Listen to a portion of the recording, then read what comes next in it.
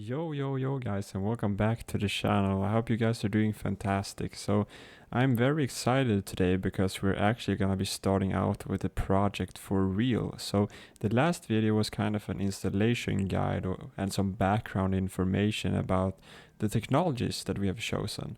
So feel free to watch that if you haven't watched it yet, because it can give you some insight into what kind of choices we made regarding the technology, and why we made them. So in this video, we're actually going to be starting out with the project. We're going to set us a little bit of a structure. We're going to create some of the basic interfaces in TypeScript, for example, where we can define our data. And we're going to start with some simple components for our application. I think it's good really from the beginning to get a good, extremely lightweight version of the application. So we're gonna try to create the whole structure from the beginning and actually see, to get that result early, to not lose that motivation and to actually, so we're not gonna get stuck in some boring planning and sitting around, writing code that doesn't go on the screen. So we kind of want to have this practical, front and side of things first. And that is also the reason I'm choosing to create the Svelte or the front end first, because I think it's important that we feel like, yeah, the front end actually looks somewhat decent. I think it's kind of more concrete, as we humans are, at least myself personally. I feel like if I can see something concrete, I see this application, even if it doesn't have all of the functionality, I feel much more motivated than some, boring backend development that does not see the light of day, really. So in the last video, we had this counter component, which was, the scaffolded get started component from Vite, the Svelte preset then. So this is simply showcases a bit of the Svelte reactivity. So let's just have a little quick glance at what this does if you don't know Svelte already. So the purposes of these tutorials are also to learn Svelte, of course. So you don't need to learn Svelte. You don't need to know Svelte before you're starting out with these videos, because we will be learning as we go. I'm no Svelte expert by any means. I'm also just I'm not new to Svelte, but I don't know all the gimmicks of Svelte, and I also forget things, of course. It's human, so let's learn together. Let's not be fearful of what Svelte is. I think it's very intuitive, and I don't think there's a lot to be fearing when it comes to Svelte. So what do we have here? Well, we have a script tag. So there are kind of 3 tags in each Svelte file. So the Svelte files contain the logic for a Svelte component. So what do we have here? We have a script tag. The script tag contains the logic or the JavaScript or TypeScript, in our case, code for the component. So what do we have here? Well, we have a count variable. We can see with TypeScript it is annotated as the number type. We assign it to 0, and we have been kind of naughty here because we don't have semicolons. So let's add that real quick. And then we have a kind of an anonymous function, but not really anonymous because we give it a name, but it's declared as a variable. So let's just convert it into a traditional function so we can be a bit more comfortable with it, I think. So what does this function do? Well, it increments the count variable. So when this function is called, it increments the count variable by 1. Isn't that neat? And where do we actually show this count value? Well, we show it in the text of the button. So with these braces, when it comes to Svelte, everything that is inside of a brace is kind of like where you put a JavaScript expression. So of course you don't put the whole application inside of braces like this, but you can put, a function call. We could have like get count or something like that, or we could have any other variable, any other function that returns something, or we have a variable, so we can have one-liner JavaScript code inside of these braces. So we show this count variable, and as we click this, you see we have also this event handler here. So event handlers are also super simple in Svelte. This event name here is the DOM vanilla name for the event. So if you are familiar with JavaScript vanilla programming, there are these events, add event listener, and then you specify name. So that name is exactly the same here. So we just listen for the click event, And when the click event happens, well, we run the callback function increment. So when this button is clicked, we run increment. And what does that do? We increment the count variable by 1. There's nothing fancy going on here. You know, this code you could put this code in a normal TypeScript file. There's no Svelte syntax here in this code really. So that is kind of the point of Svelte. We don't get that much magic syntax all over the place, magic ways of doing things. Things are pretty intuitive, they're kind of vanilla. Things are just the way you would expect it to work, and it just works magically. That is kind of my experience with Svelte. So we just increment this variable, and as it is being incremented, it re-renders it. So it's very reactive. So when that changes, we can see that it's being changed here in the button. So isn't that amazing? So that's just a simple little example of what Svelte is capable of doing. And there is loads and loads of more to come when it comes to Svelte. But I think that's a really good way of showing what Svelte is capable and how little code there is necessary to do that. So let's remove that now, because we're not going to have a counter application, like I said. We're going to have a to-do application. So let's just have a look at app.svelte now. So you can, now that we remove that, we can remove this component here. And let's go. There we have just our dramatic red background. So let's also remove that because we don't want that. So there we go. Now we have a clean slate. And what is the next step? I think the next step here is to think a bit about the layout of things. So my personal preference here is to have kind of a vertical list, but if you want to have a horizontal list, then feel free to do that. So this is the important part here, is that you do as you please. You should be comfortable with the design of your application. You should feel like your application suits your needs. So that is the most important part here, that when we're doing this kind of practical coding, you should not be just copying my code, mindlessly.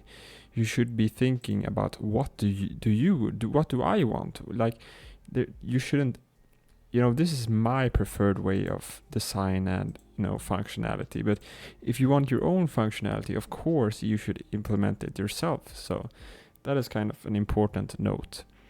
So now that we have our Svelte app, well, how do we want it? We want a vertical layout. So we kind of just want some items here where we specify the to-do, like the name of the to-do, the title, what we're actually going to be doing, and maybe some actions, some buttons here on the right, maybe like a delete button and a edit button perhaps.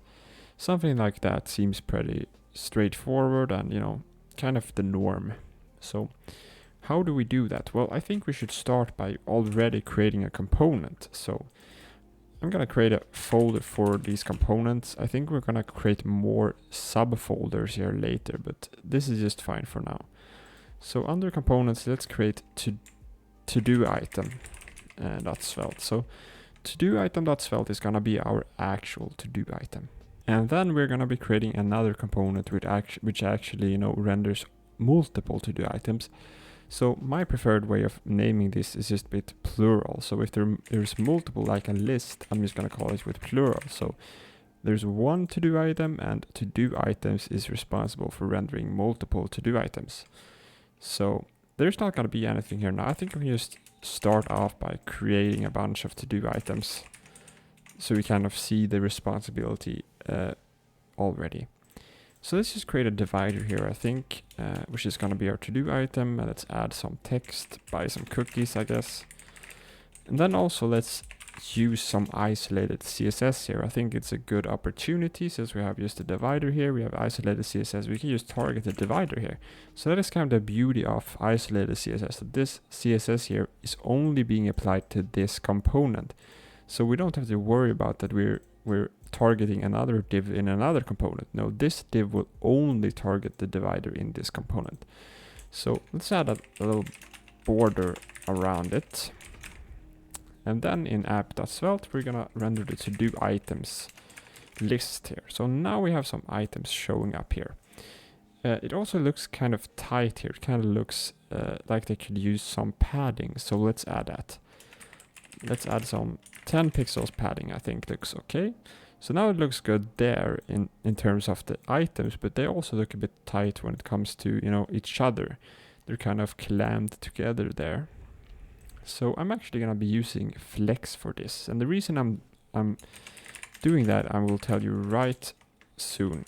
So I'm just adding this rule here for divider to make it a flex container. And as we see, when we make a flex container, the default, direction here is to have them in row, horizontal layout. And we don't want that. And the way to change that is by using flex direction. So let's use flex direction column instead to make a vertical layout. Now we can see that it looks exactly the same, but the beauty of having a flex container here is that we can use the gap property. So the gap property adds a gap between all of these items. So all of the flex items in this flex container has a gap between them.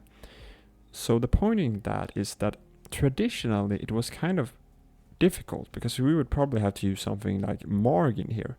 And the issue with margin is that we kind of get uneven matching, because either we have margin top and then we will have extra margin up here on the first item, or we have margin bottom and then we have extra margin here. So it kind of gets complicated. Then you have to add another rule to make sure, if it's any but the first item, then we want margin, all of that. It gets kind of complicated and it kind of looks weird. It's hard to tell what's going on. But with gap, we just tell, hey, we want a gap between all of these items. And then we get a gap. So I think Flex is also super intuitive in this sense. So let's add some task actions. I think we should have like a delete button, of course, and an edit button, and maybe a checkbox that we actually check when we complete the task. That feels like kind of what you would expect from a to-do application. I feel like that is the way I want to create it. So let's do that. And I think I'm going to create another component for that as well. So since we have this divider here, we kind of don't want to introduce a new divider here, because of course that would kind of break this rule, because it would be targeting this instead. And our only intention is to target this divider here. So maybe this is a bit extreme, but I think it's actually fine for this case that we have like task actions. So we can call it to do item actions, in fact, because that is more consistent with other naming. So let's just add that here. So to do item actions will be containing the task actions, what we can do with the task, So in here we're gonna add a new divider, and then of course, since this is isolated CSS, we can now target that divider. And here we are also gonna be using Flex, of course. I think it's such a great and intuitive way to do things that I'm kind of in love with Flex. So if you watch my videos, you will come to find out pretty soon that I'm a very avid Flex fan, and I kind of abuse Flex a bit too much perhaps. So if you find that I'm doing something that could be done in a more performant manner, feel free to comment that. For me, Flex is so easy to use. It just kind of covers all of my needs, and when it doesn't, then I use something else, of course. But it kind of covers all my basic, positioning needs. So let's use Flex here. So let's have display Flex. And the reason I'm doing that is simply because gap again. I don't want to fiddle around with unnecessary margins. So let's add some gaps here. So the idea that I had was to just add some edit button and a delete button. So we have a delete button and an edit button. And now we can see that that kind of doesn't work because this to-do item is not a Flex container. So let's make it a Flex container. And there we go, guys. So now we actually want to position them here to the absolute extreme right. And the way to do that is by using justify content space between. And that, kind of evenly distributes the space between each Flex item. So let's do that. Justify content space between. We can see that that worked. And the reason, an important note to make here is that we only have 2 items here that we create this space between, because if you didn't have this divider here, you can already tell, if I just remove this here, you would see that this breaks very easily, because now these are instead 3 items. We first have the span here for the name, and then we have these 2 buttons, and then the goal of Flex here is to justify the space evenly between these items. So you can kind of think of it as a box. Flex doesn't really care. It sees this span, and then it sees this divider. It doesn't see the buttons. It doesn't care about the buttons. It cares about the most, uppermost child element here. So that is an important note to make, but I already made them divided just out of habit, really. So now we have that. We have a nice gap between them. I think that looks pretty nice. So I also think we could use some buttons here, perhaps. It's kind of unnecessary to spell out edit and delete, but I'm just gonna keep it like that for now. The styling is kind of, I kind of have like an MVP way of thinking here. I think the design is of course important, but I don't think I should be spending that much time just now. I think it's important to also focus on functionality so that you don't just focus on the design. So this is, minimum viable product is what MVP stands for, and I think that is kind of viable.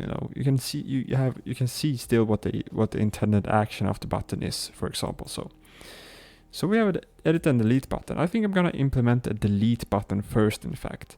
And the reason I'm doing that is because the edit button is kind of complicated. I'm not yet sure how we're gonna do that. Perhaps we're gonna have like a modal or something cool like that, something modern.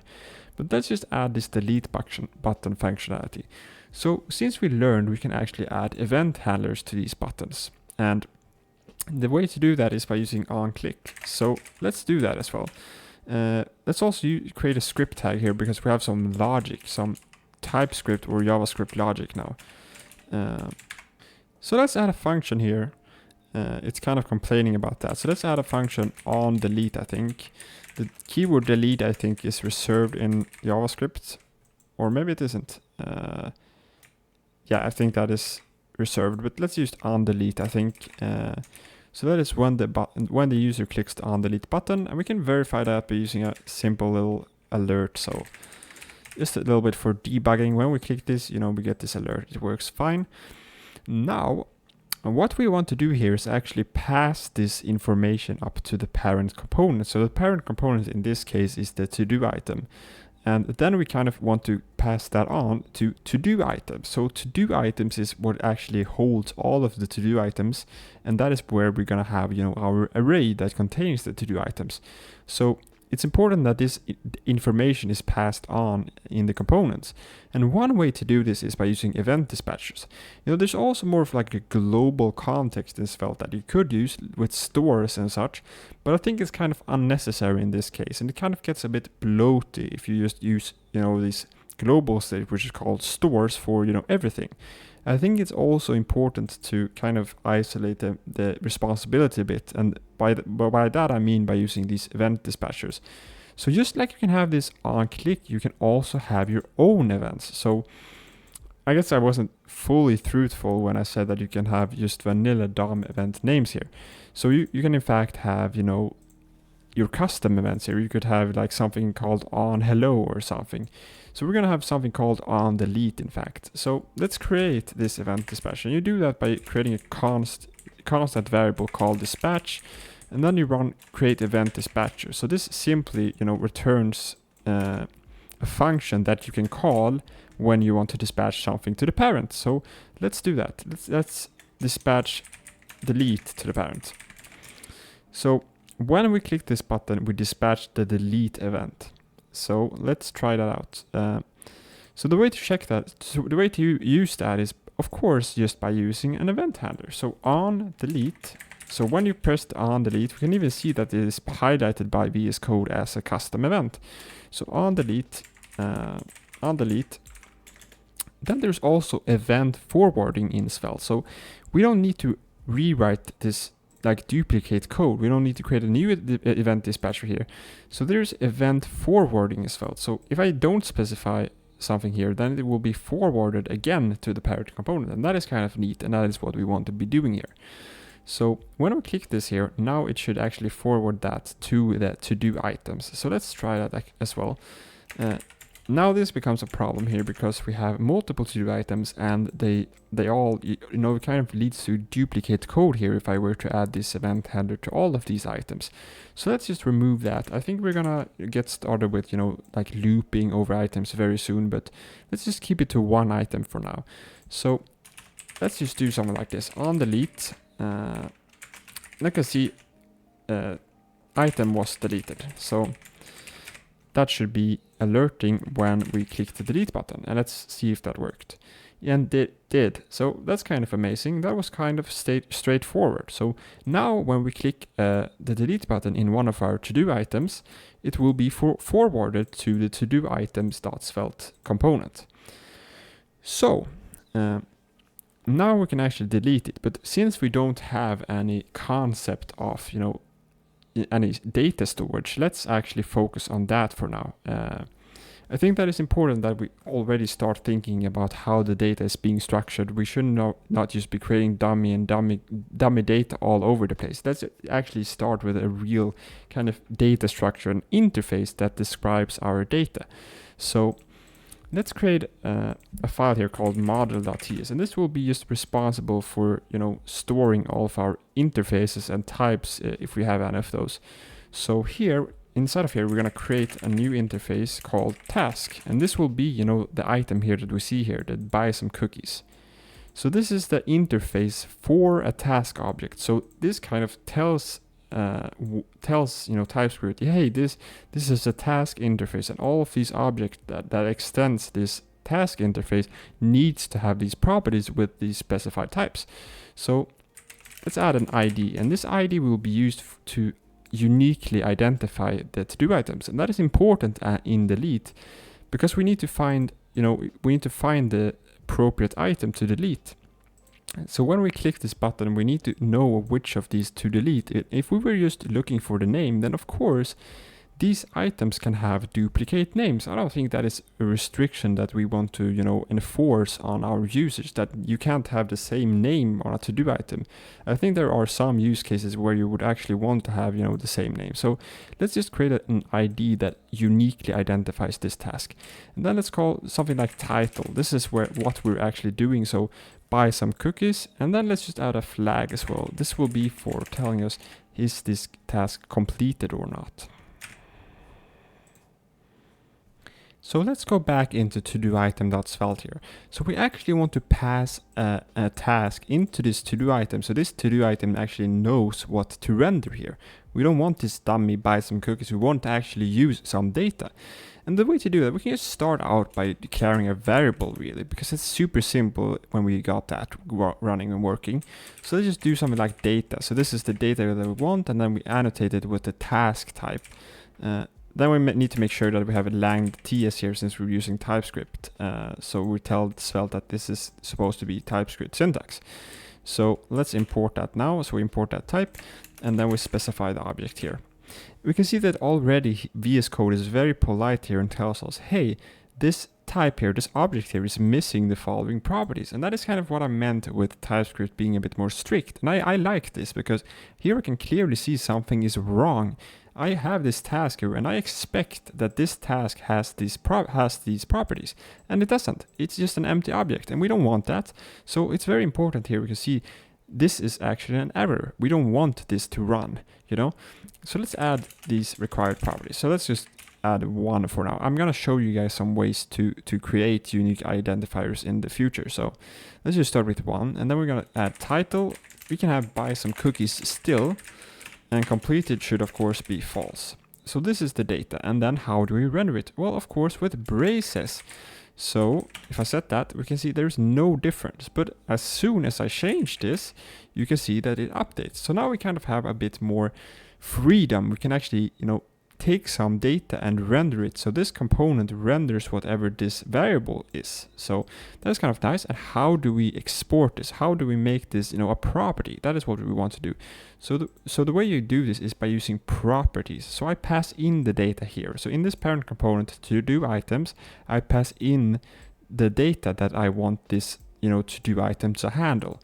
So I would actually do that just like a normal attribute. So the way to make a property is just by exporting it. Isn't it straightforward, I think?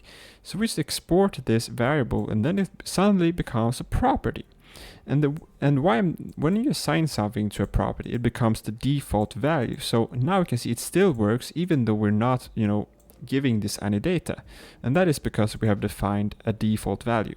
But if I were to remove this, we will see that it crashes because we're assigning from undefined here. This is undefined, and we're assigning, we're trying to retrieve data from this property here, and this is undefined. So let's actually keep it that way, because there's no reason to have this, let this have a default value. These to-do items should not have any default values. So here in to-do item, we can actually start passing in this data. So let's see if I have that in my clipboard, and I did, kind of, you know. So let's put that same data there, and that should work, and it does. Isn't that amazing? So now the parent component kind of decides what data is supposed to be shown here. And that's a great step in the right direction. So now I can change here. If I want to buy some milk instead, then I can do that. And here I could, you know, of course, add multiple to-do items with different data, and that is kind of nice.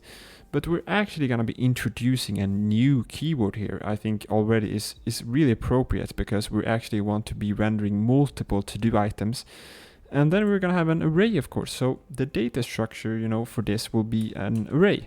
So let's just have something like items, and this will be a task array. And I still made the same mistakes to not make it TypeScript. So we make this a task array. So this handles, you know, task. It holds, you know, tasks. Yeah. So let's import that, and in here then we can actually put this data that we had. So this is our first task of our to-do application. We can actually just use this as a property of items to show that it still works. There's no issue with that. I could even create another item here, and then it's of course important to change this ID so that it is unique. So by some cookies, I could, you know, change the index here of this array here to make it show the other item. But now we actually want to render multiple to-do items, and the way to do that in Svelte is by using the each keyword, and it's super straightforward. You know, when I first saw React, I was really confused by this weird map syntax, you know, with this for each syntax. Of course, you know, it makes sense, but it just looks ugly in my opinion. It looks kind of weird. But here it's way more straightforward, since we have, you know, a proper syntax. You know, I'm not blaming React, because they do what is possible, really. So when we have our own syntax, we can come up with more intuitive ways. So the way to do an each statement is just like a normal for loop. So let's let item of items. This is how we would do it in normal JavaScript or TypeScript. And the way to do this in Svelte is a bit different, but it's very similar in fact. So instead we do each items as items. So this is the same, you know, statement really, but we kind of, you know, switch sides of items, but it also makes sense because it's each items as item, and then we specify, you know, this is the temporary variable for this for the current item in the iteration. So here we can actually put the to-do item directly. So now we can pass in this temporary variable that we get from the loop, and boom, now we actually render an array. So now we have this array here, just like normal JavaScript, and then we just use some magic Svelte syntax. It isn't really magic, it looks pretty straightforward, doesn't it? And then boom, we got our list rendered. So if I wanted to add another item, I could do that. There is no problem with that. So let's add do my homework or something like that. And boom, we have another to-do item. So already it's kind of starting to create to get a shape, you know. So that's kind of amazing. So now we actually want to use this event that we created on delete. So what happens when we do a deletion? Well, we want to remove from this array. We want to remove an item from the array. And the way to remove an item from an array is by using filter. I think that is the most easy way to do it. There's other ways like, you know, splicing and checking indexes, but filter just works, and it also returns a new array, and that is kind of important in Svelte because Svelte only is reactive when we do a reassignment. So that is something extremely important to think about when using Svelte. I will show you guys very soon what I mean about that, but let's just do it right now. So items is equal to, so here we're doing this assignment, we're assigning it to the new array that we're getting from the filter. So we filter and then we pass in a task, which should be of type task, of course. We filter them and make sure that we only retain the items that don't match the deleted item. But right now we're actually not passing in anything, so that's kind of a mistake on my end. We actually want to tell here, we actually want to specify what item we are deleting. So I think the way to do that, well, it's kind of complicated here because, either we could use the state from this. I think that is the most straightforward way to do it right now, in fact. So we could, pass it in here or something like that, or pass it in here instead of forwarding it here. We could pass in data here to know the reason I want to do this. Why want to do this is because I want to get access to the ID of the item that we are removing. But we can just use this item here, I think. So let's create an anonymous function here, and that helps us actually get access to the current item, because we're in the array. We can actually access the temporary variable here. So on delete, and then we pass in the item that we want to delete. So task will be task, and then we want to retain all the tasks that don't match the ID of the task that we have as a parameter there. So t.id isn't task.id. So all items that aren't the item that we are removing should be left in this resulting array. So let's see if that works. So when I delete this item, buy some milk, do my homework, we can see that it is being deleted. Isn't that super straightforward? So that simply filters it out. It returns, the resulting array, and then we assign that to items, and then Svelte sees that and re-renders it. Super straightforward. Now there is something very important when it comes to these for each loops here in Svelte that I will show you right now. And that is that the Svelte doesn't really know what component or what data the item that is tied to. So I will show you guys what I mean here with this an example. So let's just create some temporary toggled variable here. So let's have that. So when we click the span here, let's just create an event listener on toggle. You don't have to code this because this is just for demonstration purposes. So on toggled, we want to do toggled equals the we're doing the opposite value of what toggle is currently. So let's try that by clicking this item here. Let's click buy some cookies. We see that this is set to true now. So for the state for this component is now set to true. And what happens when I delete this? Boom, it is being forwarded to the next item, and that is not what we want. So imagine we have our application and we actually do something kind of crucial tied to this. Like we have this toggle state and we want to do we want to apply something to the item based on that. Well, when we delete this, it suddenly is true for the next item magically. And why is that? Well, the reason for that is that Svelte doesn't really know what data to tie it to, like I said. I don't know the internal reasons for that. I'm sure you can find it out if you Google about it, but that is the way that Svelte does it. And it's similar in React as well. You kind of need something to uniquely identify the components or the data. So we need to have a key for each of these components. And the way to do that is by having a keyed each statement. And the way to do that is just by specifying a unique identifier. And we are lucky because we already have a unique identifier. So here it is also important that we have, if I had the same name here and I have that as my unique identifier, then Svelte would be complaining a lot because this actually has to be unique. It cannot be, non-unique.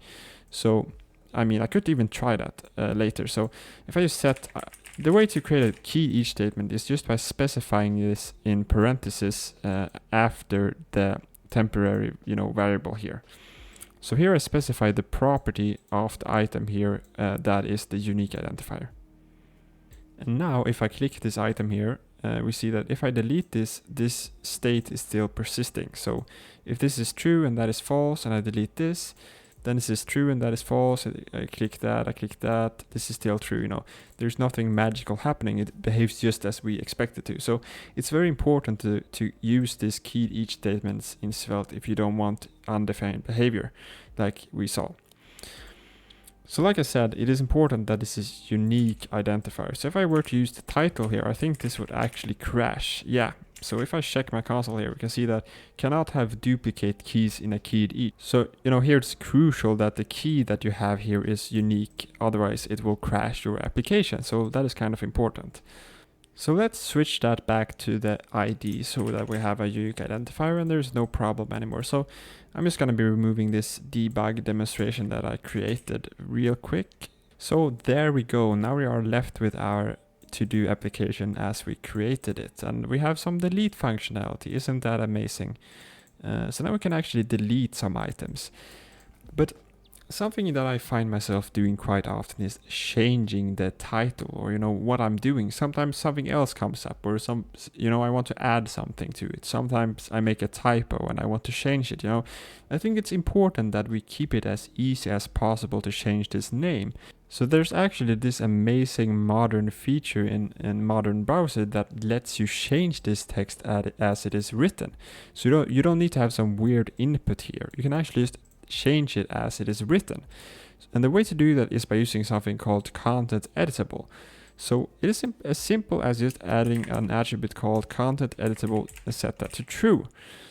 It lets you actually change the value of the inner text of this span here. So we have the inner text here set to data.title, but we can actually change it now. So isn't that kind of cool? So now we can actually change this, but it will not persist. And the reason it's not persisting is because we only set it here. We're setting value based on the value of the variable, but the change here is not reflected in the data. So I will show you guys that. So if I just go to do items here again, and I do a simple debug statement. So I do JSON stringify items.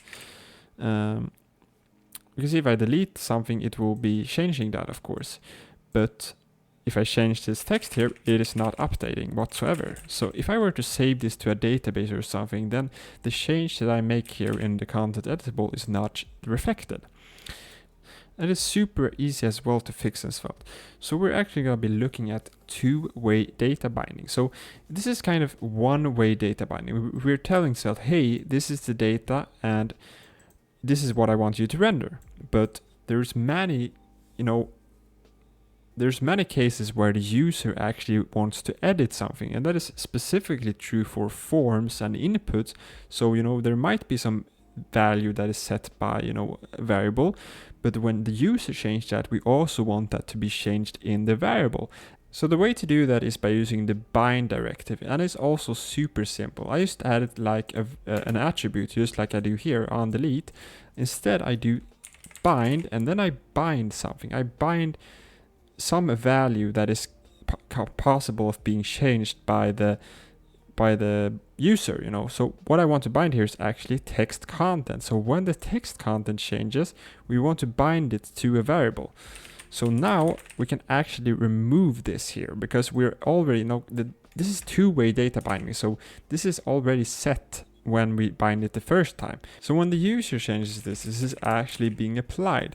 But I don't think this is, reactive enough. When I bind this here, I don't think it will actually re-render that. And it kind of is, a saving grace in this case, because it would be kind of inefficient to render this here.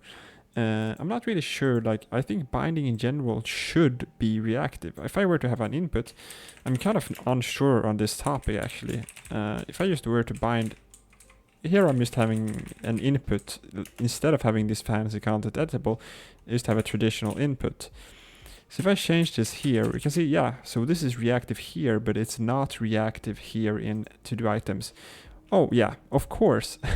I'm being stupid. I'm being really stupid here actually. So here in to-do items, we're actually not binding the data. We also need to bind it even further here.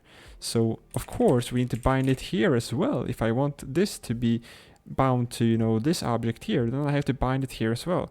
So this doesn't only work on inputs, it also works when it comes to arrays and objects where there's something stored inside of it and we want to bind to it. So now when I change this, you can see that it changes. So now it is actually being reactive.